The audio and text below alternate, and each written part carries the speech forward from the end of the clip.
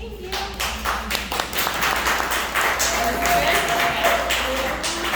Well, first of all, thank you everyone for coming out and braving the rain because it's like awful out there right now. So good for everybody for being here and for being a filmmaker. When I was a little girl, I got sick. I was home for 3 months, and I put my boom box. That's a tape recorder. It was this little like rectangle with circles, and it would play.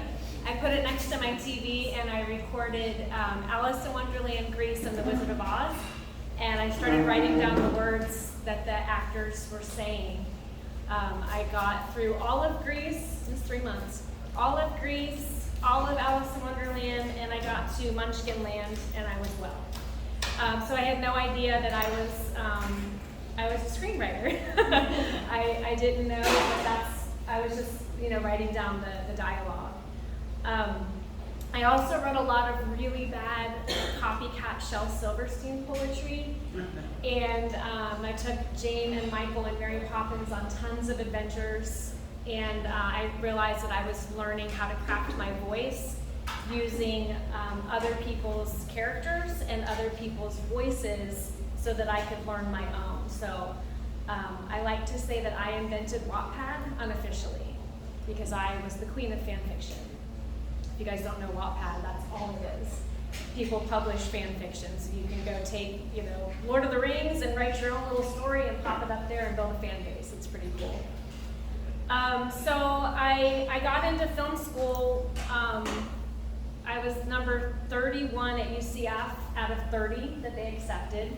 Number 30 dropped out, and I got in. And I was like, this is it. This is my dream. And then I got pregnant. And then I dropped out. So I obviously raised my son, had another son, and it was about when he was probably 2 that I started to feel like I was missing me because I wasn't writing anymore. And my husband's best friend, I was like, I miss writing, but anything I write is going to be awful. And he goes, yeah, it will. It's going to be junk. But you have to start writing again. So I wrote some short stories. I wrote a book, and it actually is my first novel, Clifton Chase and the Arrow of Light. And his name was Clifton, so I had to thank him. And that kind of was my go-between for screenwriting and keeping my sanity. I decided I was going to be an author. It was 2012. Here, there was no way I was selling things to Hollywood in 2012 here. Today is a completely different world, but back then it was not happening. So I wrote a lot of books. 6 are probably in my computer, 4 to 6 are still sitting in my computer. But I never lost the love of storytelling and teaching. I've taught to kids all over the state about bullying and the power of their words in life and literature and voice, and I still do that. And I found that has been my favorite part of this journey, is that I had no idea that I was going to be blessed with a chance to teach kids how to find who they are inside and be okay with it, and to express that in writing. So I published all these books. That little boy that joined me in my UCF career and I left school for, turned 18 and graduated. And I started, he is amazing, thank you. I love Lucas too. And he graduated, and I started to get the film bug again. And I know everybody in this room, you know exactly what I'm talking about. You get that bug for the film industry, and it never goes away.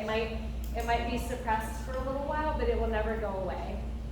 In fact, when I was in middle school at Delora, I was an actress.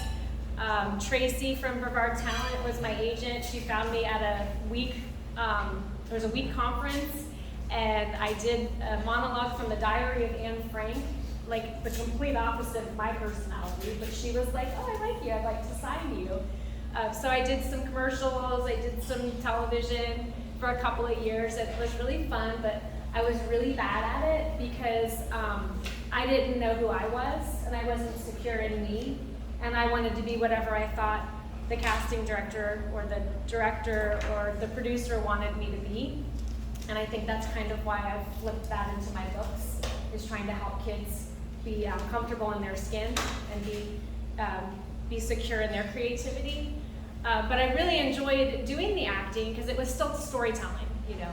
But that bug from The Wizard of Oz, writing down the words, to getting to be an actress for a little while, and then getting into film school and starting my career as an author, never left. So when my son graduated from satellite, I started getting my bug again. And I got my real estate license in that time frame to help my husband out. And I ended up working at the port here in Brevard County. And I taught the web class. And while I was teaching this web class, I left, and this guy came out and he said, I have a question about the website, and we chit-chatted, and he said, oh, I actually, I used to be a filmmaker in LA. I just moved here, and now I'm gonna create affordable housing. I said, oh, that's really cool. I'm a realtor because I have to be, but I've always wanted to be a screenwriter. And he said, oh, well, let me get you connected with my best friend. He's an entertainment attorney in LA. So this is my unicorn story. And his entertainment attorney in LA worked on The Banker, worked on Sin City and the Kill Bill volumes, among many, many other things. And he's currently the attorney with Brian Berg, who's a producer, like a Hallmark-esque producer, those lovely rom-coms, the Christmas rom-coms. And so this was right in February of COVID. 2020 February, I meet this guy, and I'm like, okay, I guess I can wait a little bit longer, God. And so we chatted, and he basically said there's nothing happening right now. All the films that were slated for production this year, we're going to be 3 years behind by the time we actually get back in. So just go get better. Just go learn how to write a screenplay, because I'd never really written one before, except for the copycats that I did in 3rd grade. So I took a bunch of classes. I took classes at a school in LA. I had listened to their podcast, and the 5-week class that I took literally transformed my writing more than anything I had done over the past 12 years. I don't understand what clicked there, but the teaching of the visual, popping in a visual moment and not just writing a broad sequence changed my entire writing. And now when I go back and work on my books, I can see the difference. So I did write, and I did practice, but I hadn't actually written the whole screenplay yet. I just was practicing. And in December of 2020, he reached out to me, the attorney, and he said, hey, do you have any strong female lead features? Like, think Hallmark rom-com. And I'm like, okay, my books are about werewolves and magic and dragons and giants and Star Wars kind of stuff. And I said, yeah, let me just look and see what I have. Never written a screenplay before. I had nothing to look at. But I told him I'll go look and I'll get back to you. Because I have learned that you never say no, you just figure out how to overcome something. Because if you say no, the universe goes, oh, they're done, let's go over to this person. And I don't ever want to be that person that's been done. So that weekend, I spoke to a friend who was in LA, and he said, oh, there's a class being taught by the Hallmark execs this weekend. It's a Zoom class on how to write the Christmas rom-com. And I'm like, hey God, I got the text message, thanks. I guess I'm taking that class. So I took the class, and in January I wrote a script. In February I wrote a script. I submitted both of them to the attorney and the producer, and they came back mid-February and said they wanted to buy the second one. And I said, okay, that's great. And then you guys know, hurry up to wait, right? Yep. Just wait, just wait, just wait, just wait.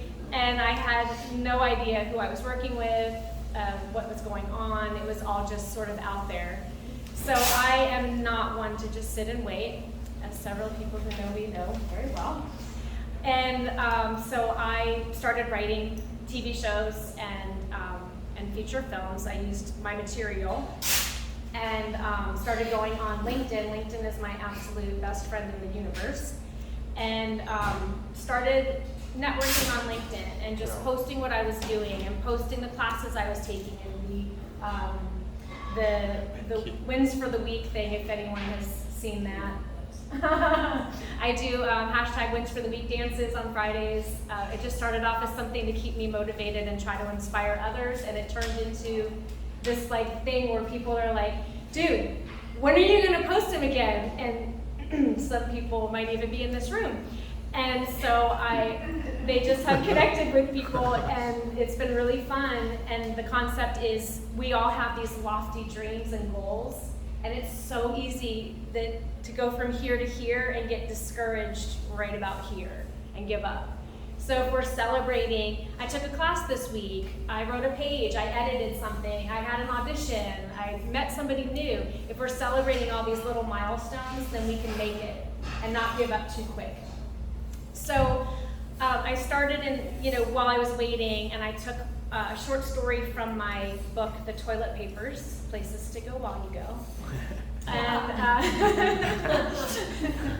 And you get used copies.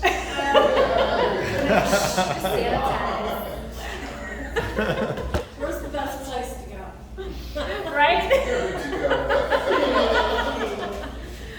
So I took a short story from that book, and I wrote my first television show and a Bible, and I figured out how to do all that fun stuff, and the next season and the next season, and had this little package together. And I started submitting it, and it won several awards, and I did that 3 times with 3 different stories, and all of them won awards. And that one in particular caught the eye of a comic book company, and I thought, well, $3,000 to drop on a comic is going to be way less than anything I could do for a proof of concept video. So I'm going to just go that route, because at the very least I might be able to break even, and I'll never break even on a proof of concept video unless somebody buys the product, right? Buys the IP. So I was doing that, and one day on my LinkedIn I have this private message, and it says, go check me out on IMDb Pro and come back. I want to talk to you. And I'm like, okay. So I go check this man out, and he is Stephen King's producer. He produced Thinner, he produced The Stand, he's working on his next film currently. And I didn't know that he did the old Dune from like the 80s, which I'm still trying to scour and find. If anyone knows where to find it, let me know. As my husband said, it's really amazing. And I wasn't like a big fan of the new Dune, and he asked me like, what do you think of Dune? And I was like, oh, it's okay. And he's like, my Dune? And I'm like, oh my God, I just insulted this guy. And I go and Google, and I have to like recount myself, but it wasn't like that. But it was one of those moments where you're like, you have a moment, right? You have your elevator pitch moment, and you blow it. So that story has been evolving over the past year. And I sent him the script, and he loved the script, but he had other projects, and so there was no commitment. And then when the issue 1 was coming out, I said, hey, here's the date for it's coming out. And he said, well, I really love the 9 Circles. I really want to be a part of it. And then another producer had sent it to AMC on request, and I said, hey, it's with AMC. If it gets picked up, would you like to, produce with this? And he goes, yeah, I want to do anything with 9 Circles. I love this story. I'm like, okay. So the day I get the issue 1 comic out, I mailed it to him. This is my proof of concept. This is my $3,000 drop. Going, dear God, please let this have been worth it. And I send it to him. He's supposed to get it on a Wednesday. Wednesday night, I get a text message, and he said, I just got your, he's in Hawaii, so it's morning to him. He said, I just got your comic. Love it. I've already talked to my financing guy, and this is the project I want to work on, so we're trying to get first round funding. And I was like, again, what does that mean? Larry, what does that mean? But how exciting. How cool, how exciting to see something that you've worked hard on actually, move in a positive direction. And it's still moving. He messages me every now and then like, hey, we're still moving, it's just slow going. And I know this is the slowest industry in the world. But it's exciting that it's gaining traction and that the comic will continue to help support that traction. So the reason I share both of these stories with you is not to brag or just bore you to tears. It is to show you that I have two trajectories of how this happened to me. I have my unicorn story. It's just the Hollywood story. There's nothing we can do about that. That film was sold. They go into production mid-October. And it's already been accepted and sold for distribution to the Up TV Faith and Family Network. On Friday, I spoke with a book publisher, and they are sending me a contract to buy the rights for the book because I retained those rights when I signed the deal. That's my unicorn story. Cool. This is what it is. The other story is your story. The other story is me networking and learning and writing. I wrote 6 feature films and 3 screenplays in a year while I was waiting for that sale. So I may never have done anything with any of them, but I did that. So when they were like, oh, I like this, but what else do you have? Oh, what are you looking for? Do you want another TV show? Do you want a feature? Do you want, what genre do you know? Here's a sample. Here's 10 pages of 5 scripts. And I worked very hard to make my art a business. And that includes when I talk to a producer and they say, yeah, go ahead and send me something. I go, great. Here's a link. It's a private link to my website, and here's the password. You can download the one sheet, the script, the pitch deck, and the treatment. So I don't have to email stuff. They don't have to open anything. And they can just go and download it, and then they can share that with whoever they want to share it with, And it's just very convenient and professional, and it looks packaged. Everything I do, I use the same template. All of my pitch decks look the same as far as the page counts, what happens on each page. All of my treatments, I use the same template. The one sheet, everything is cohesive and it looks branded. Because I'm not selling my story. Everybody has a story. We all have a story to tell. I'm selling me. I'm part of the package even if I never go on set because I'm the one that they're, introduced to. I'm the one doing those stupid dances on Fridays. I'm the one that's, saying, snapshot with the Netflix thing in the back going, taking a Netflix class, you don't have to leave this town to get into theirs. You just have to get yourself to where they are. You can do it all from here. And especially as a writer. And with acting, there's so many. I know one of the kids from Stranger Things auditioned from his bed when he was sick. The Wolf kid, I can't remember anything else about his name but Wolf, because that's just the coolest part of the last name. But he auditioned from his bed sick. You can make it. It's just finding the avenue. I self-published 11 books and really, really, really wanted to be a grown-up author and have a publisher and an agent. And I had 2 agents and I had a publisher and they weren't working for me. And I switched genres and I sold a movie and I sold the adaptation of that into a book.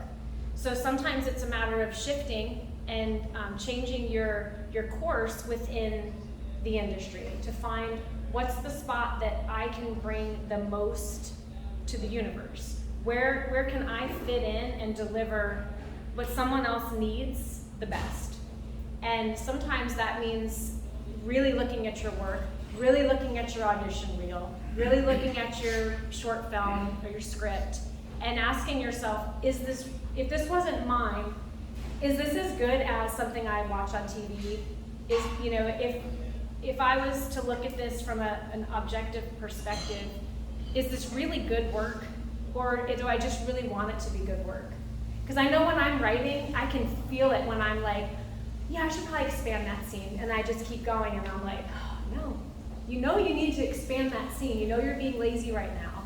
And you don't have to do it today. You just have to make a note, like expand this. Because sometimes you just don't, you're not feeling it.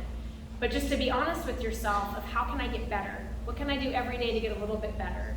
Better at networking, better at my craft, and then better at the business side of this, because it is show business, and business is a longer word. Never forget that.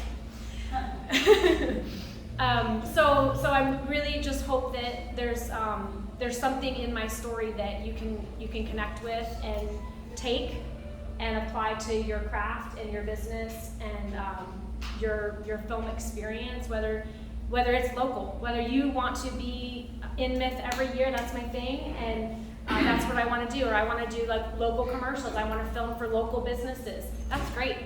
Like, there's nothing wrong. You just have to know where you're at. When I was teaching, when I teach a writing class, I always ask the students, I go, you have to know if you're a garage band, if you're a cover artist, if you're a local performer, if you're a professional performer, and then no one can be, you can't strive to be, it just happens, a superstar.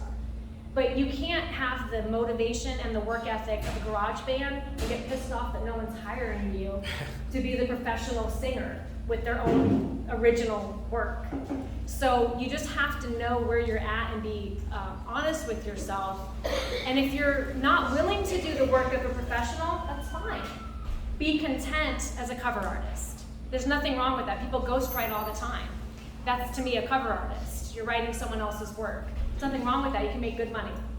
But just asking yourself, what kind of a musician am I? It just helps for me with musicians. What kind of a musician am I? And what do I have to do to get to the next level? Or how can I find happiness and contentness in the level that I'm choosing to be at today? So I hope this was helpful. If you need me to go longer, I can make up stuff because I am a writer. But I would love to open it up for questions because I assume that there's a lot of those. Yeah, well, Yes. I guess the main question I see a lot as a filmmaker myself, when you're looking at scripts and when you sell a script to Hollywood, you say you maintain the rights to them. Do you allow them to have creative differences and change things up that they fit or that they in your contract? And how does that work? Like, we don't like this part of your role, it's a great story.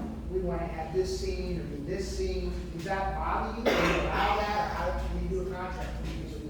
So for my rom, I haven't sold any of my babies yet. I've just sold the one that I wrote to sell. So I can only speak to that. The romantic comedy I wrote because he said, do you have this? And I said, sure. And I've read the first act that the director rewrote, and he kept my characters' names, their jobs, and the fact that he's a musician and she's a diner owner. That's it. Everything else I'm like, well, I can't wait to see this movie because I have no idea what's So the happening. director can go ahead and change it. I just You want don't care, as long to as you cash that check Right. and get that credit. So you basically don't care on that aspect. I don't care because I know. No, it's not my baby. It was written to sell. But I'll be honest, when I got the notes, I was like, I can't do that. Bye, thank you for coming. Thank you so much. My pleasure, nice to meet you.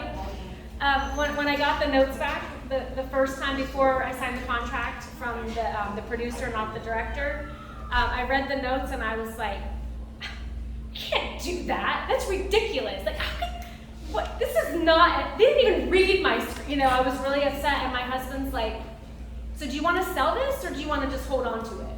And I'm like, I really want to sell it. I see so many films that come out, written by, and then they interview the writer and they go, I'm not going to that film. They totally butchered my story, Sure. my book, and they can put my idea. Yes, and I think for the 9 circles, I feel like I would be like, just take it and just give me writing credit and just pay me every week for the IP because I own it. But I know I'd be like, okay, I want to hire the groom. I want to be there for every location shot. I want to be there every studio shot. So I haven't gotten there yet, so I don't know. But I kind of feel like, for me, I have about 115 stories in my head. So if I can make all of them, I would be much happier. If I could give all those stories to the world and other people make them amazing, and I can just be like, oh, that's mine, oh, that's mine, oh, I did that one, and just be the story idea person and just have the IP, which is another reason why I keep the IP, is my book, it's off of my script, it's not off of theirs. You know, my book is the original script that I wrote. So it's not gonna be like the movie, because I already know the changes they made in the movie, and it's not the story I'm telling. It's the same structure. They kept my structure. That's what they purchased. But they're changing it because they have contacts I don't, locations I don't, budgets I don't.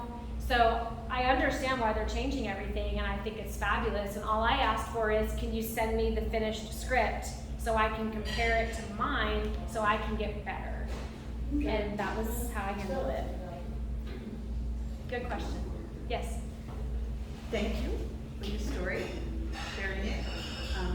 I come at it primarily as a writer, so I want to ask you, LA screenwriting class that changed your entire concept. Where did you take this class? Sure. And can any human being Yeah. take it, or do you have to get into this film school? No. I want to say it's like $350 for 5 weeks. I think it's the Is it writeyourscreenplay.com.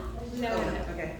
No, it's writeyourscreenplay.com with Jacob Kruger, and he has a podcast of the same name, and that's how I started. And he does like a 30 to 45-minute teaching, and then he does a Thursday night writes, which is free. You can go to the website and sign up for it, and they have a person that comes on from their staff that just talks. After I did the feature class for 5 weeks, then I did the TV class for 5 weeks, and then I did a 6-month session with a mentor. Is that every day for 5 weeks? No, it's like a Wednesday Saturday? night for 4 hours or something, and it's specific time, so you're gonna want to take a nap. Mm-hmm. Okay, so it's a Zoom class. It's late. Okay, and then where you were speaking, have you ever, I find as a writer, writing a screenplay, I'm kind of directing at the same time, and I know the director too will be with me on this one. I'm really about the visuals just as much. Do you feel that you are like that? I mean, is there imagery going on for you where you have certain things in mind? I'll give you one example. The director of Red Sparrow also directed all of the Hunger Games, or the last 3 Hunger Games movies. And he, when I watched Red Sparrow, throughout the Hunger Games movies, I was always struck by the structure, the really beautiful imagery. And when I saw Red Sparrow, I saw that he had brought it to the penultimate. And so one of the things that he did was he started with 2 main characters, and every time that you saw them in the opening sequences, one of them was facing to the right, the other was facing to the left. And as the intercut each section, they were always going toward one another, and the culmination of the first opening sequence, which was just amazing, everybody here ought to see it if you haven't seen Red Sparrow, was centered, right? So it came this way, throughout, and then the big crisis comes, they're both in the center. When I watched it with the commentary by the director, he said, I was always struck by this guy's work. Anyway, Francis Lawrence, that's his name. Anyways, turns out, where'd he get it? Hitchcock. Okay, and it goes back and back, and no, it's not going to be in any film book that you read, and you know, you're not, but it's just, I knew there was something about it that was so brilliant and so impactful. So when I am writing story, the problem that I've been struggling with lately is I have it in my head the way I want it to look, and I also have the idea that, okay, the story has to move forward. At that angle. We're Right, talking well, about that. right, so you have these 2 Yeah. things in your head. So your question, the man who's gone, the question that he asked about, you know, can you change it? I know Sure. this as a writer, once you sell the script, you're done. You know, you can't have any effect on it at all. Right. So if you are also able, luckily, to be the director as well, then you get your cinematographer, then you Right. structure your piece. So are you thinking of yourself ultimately on your dream project as doing both, or are you always going to be on the writer's side? I would, at this time, I would never want to be a director. You are the captain of the ship, and I am a great first mate. I am not a good captain. So I would never want that role and that responsibility. You'd like to be on set? I'm sorry? You'd like to be on Oh set? yeah, I would love to. I didn't for this one. I didn't push it, but for my next one, definitely. So when I'm writing, and directors in the room, you might want to close your ears. When I'm writing, I write it so that the director thinks it's their idea and shoots it the way I want them to. That's how I write it. Mm-hmm. So I wouldn't say that if I wanted a close-up on the water dripping off the cup, that's what I would say. She stood in front of the table. A drip of water went down the curve of the cup and landed on the base. So now the director sees this and goes, oh, that's a great shot. You know what I mean? Change it, not change it, who cares? But I'm trying to give them specific snapshot portrait images every time I write something so that they go, oh, that's great. Oh, that's a bird's eye view. Oh, that's a close-up, without me saying that. With me just saying, we float above the, you know, if she's carrying a tray of drinks, we float along with the drinks until we meet, you know, you at table one. You know what I mean? And then the camera goes whoop, and then the waitress goes that way. Well, what is, yeah. Like a million Right. million times. Yeah, so you just have to like word it so that it feels it's organic in the story, but the director feels led to shoot what you want them to shoot. And I know it works because the comic was what I was imagining. Right. And the few times when it wasn't, I went back into the script and I changed it. But your storyboarding, the comic, when you send Yes. him the comic, you're sending him the storyboards. Pretty much, So yeah. Well, he's that's sending me that's a back the done deal. storyboards, actually. He's sending them to me. But it was nice to see that my words were being pulled out and you know, visually translated the way I intended. Yeah. And then when they weren't, I went back to that script for the TV show and I changed it up. Fabulous, thank you. You're welcome. That was really What genre do you see that the industry is looking for now, and what do you write? What genre are you in that you're faith-based? Romance or? Yeah, so streaming is looking for streaming. So they're looking for 8 episodes that are one story, and they're really looking for like 200-page scripts that just break apart over 5 seasons. So when you're writing your script, it really should be a 200-page novel, a screenplay. That's what they're looking for, like, you know, 45-page episodes, 200-page final product. So that's kind of where like Netflix is going, but I don't know where Netflix is going. And then romantic comedies, everybody and their sister, I mean, the horror channel probably has a romantic comedy with like 2 zombies or something. So everybody wants romantic comedies. And then- Faith-based? Anything faith-based? Yeah, I mean, mine are all faith-based, but well, not all of them, but the one I sold was faith-based, and there's 3 big faith-based networks that are always looking, and then there's these bigger companies that sell to the Netflixes and all those guys. So you don't know where it's gonna go, but you just those are very sellable, and horror is always sellable because it's cheap to make, because you can do it in this room. I mean, we could all just start going crazy and killing each other. We've got a whole movie right here with your cell phone. Just dip the legs and splash some ketchup. Thank you, and get some It costumes. washes out. Yeah. So Or you can horror- look it up. And then, you know, you can follow trends. I mean, you can see what's going, but the problem with following trends is that movie was made 3 years ago, and it was bought 5 years ago, and it was conceptualized 10 years ago. So you just have to like write. I feel like I got lucky, and I don't really consider it luck. I feel like it was God's favor, but I feel like I got lucky that I happened to meet this guy and he asked for a rom-com and I was able to deliver and sell it. Like, I don't think that's normal at all. Thank you. It's not normal at all. So, A 10 episode, 1 hour TV. yeah, and the great thing about streaming is it doesn't have to be 1 hour. That's true. You know, it can be, the times can fluctuate. It can be 62 minutes. If you watch it, go click through and just see what the, you know, what the times are, and they're all different on the Some are a show. lot shorter too, like Yeah. the Mortal Kombat streaming 47 ones. minutes, Yeah. 12 minutes, 12 37 minutes. minutes. It's just, nobody knows what's going on. It's the wild, wild west. So you just have to write and just, the only things we have control over are our mindset, our networking, and our production. That's it. Once it goes to these producers, It's over. I don't even think about it. Like, I just don't. I just work on something else. And then when I get a text from, you know, the King producer, I'm like, oh, cool. It's still moving forward. It hasn't died yet. Great. You know, and that's how I was with the Brian Bird project for a year. I was like, oh, great. It hasn't died yet. Awesome. Maybe one day I'll sell it. I don't know. So I would just say, write whatever you're passionate about, whatever story you want to tell, and then go find somebody to match it and just see what's out on the streaming networks. Like what are people wanting to watch? What are the top 10? It's great that they give us that. It's a little secret. Yeah, I heard that crack too.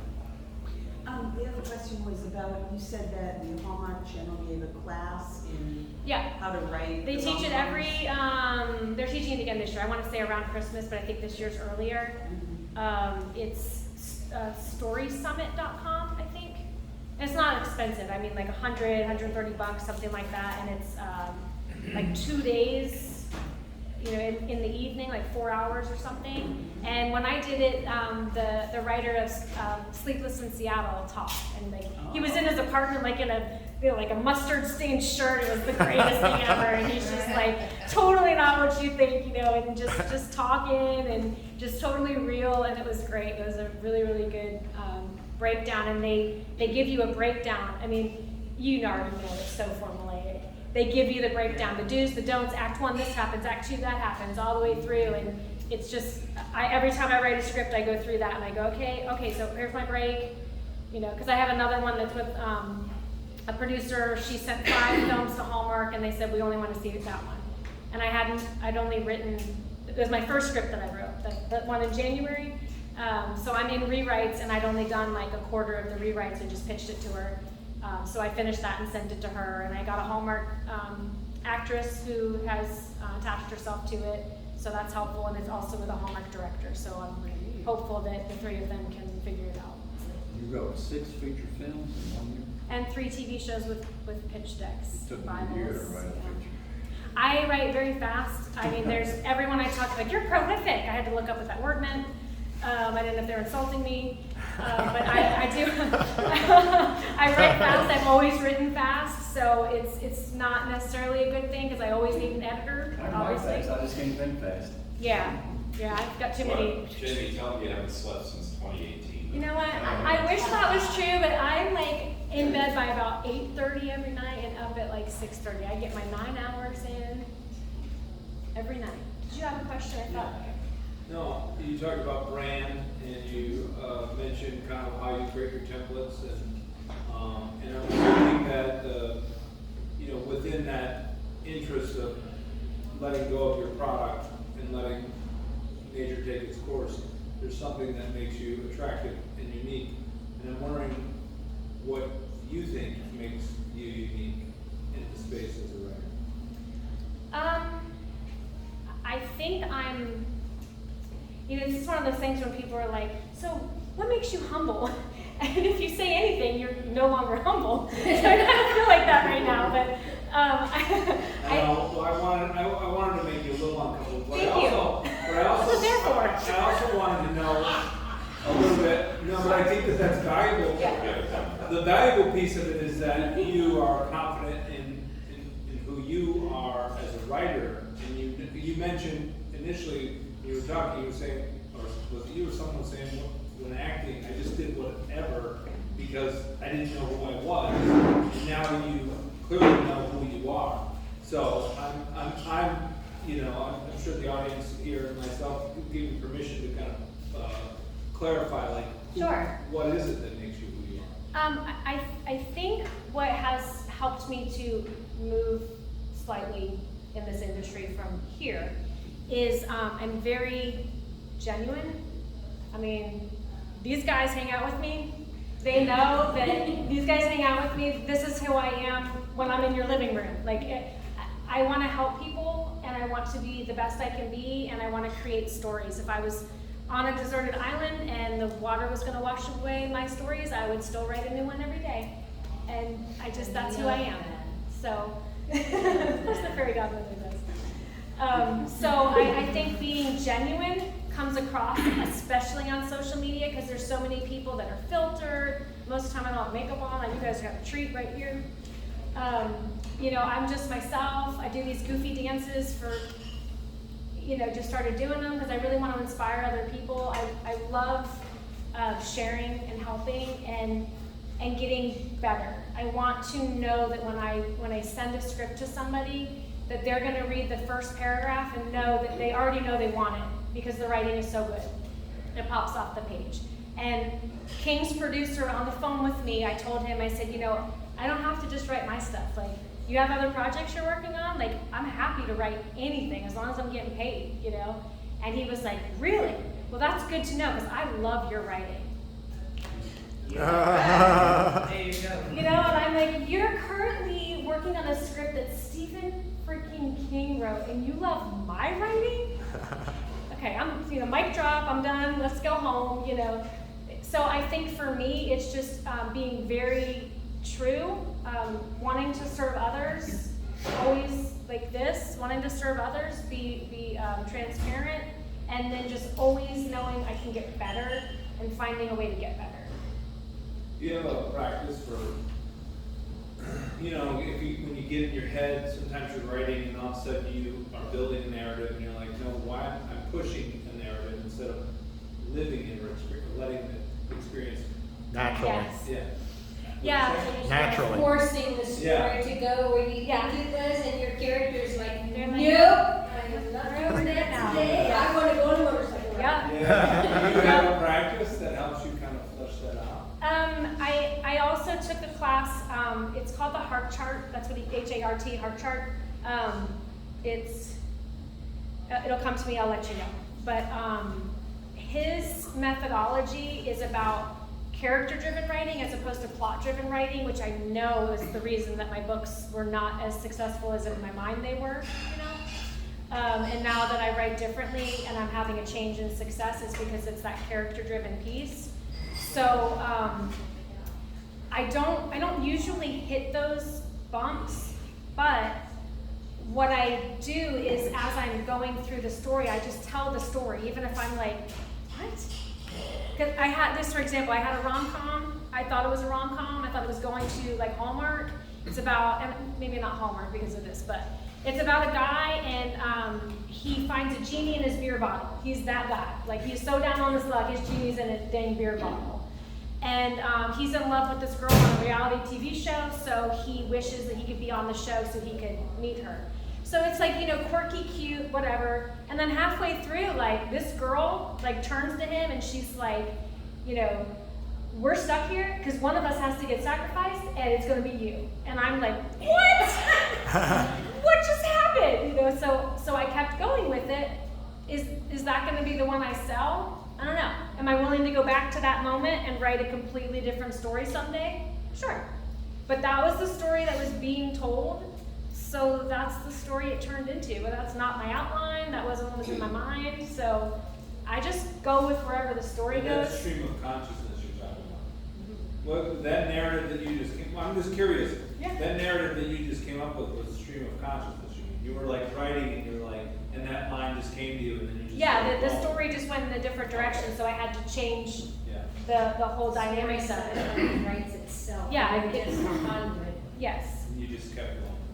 Yeah, I just keep going because I feel what I have learned is, especially with books, when stories start to go in this direction, there's a reason, and then once I get to the end and I look back, I go, okay, so that's why that happened in Act 1. Now I understand.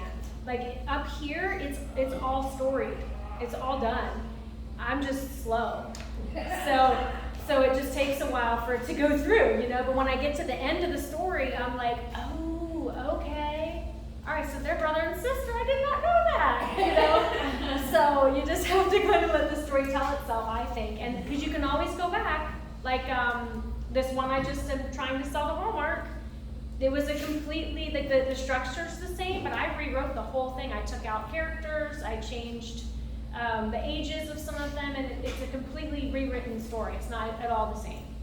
It just has the same jobs and the same like theme and tone. So sometimes you gotta just put it away. First book I wrote when I was 19 is still in my computer. And now it has a script to go along with it that'll sit right beside it forever. Cool. What's a heart chart? It's, I can't remember the name of the site. I can see it in my mind. It's Indie Film Hustle is the guy.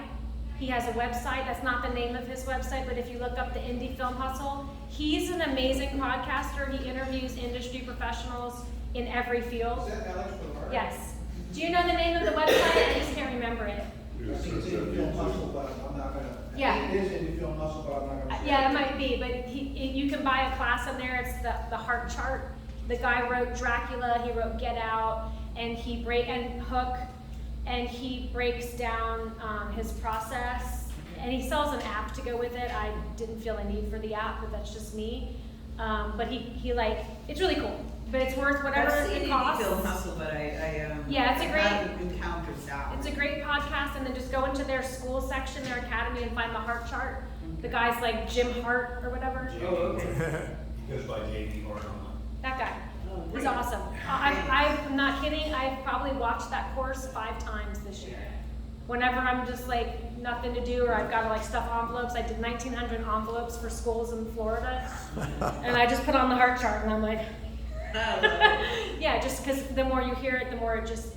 Well, if you want to write a character-driven drama, it's really a challenge. I mean, because I feel like there's this like, kind of a burden to get to really flesh out the characters before you move forward into Yeah. the story. And And that for me is a real struggling point, trying to like, oh, she's like that, oh no, wait, maybe she's like that, or wait, I thought he was like this. And, The way, I don't know if it was him, but somebody said, when you're writing your characters, it's like one of those apps when you go on a date. You're not gonna sit there and be like, so, what's your favorite color? Yes. Where'd you go to school? So if somebody were to trip you, would you respond with anger or would you be really happy? What was your mother?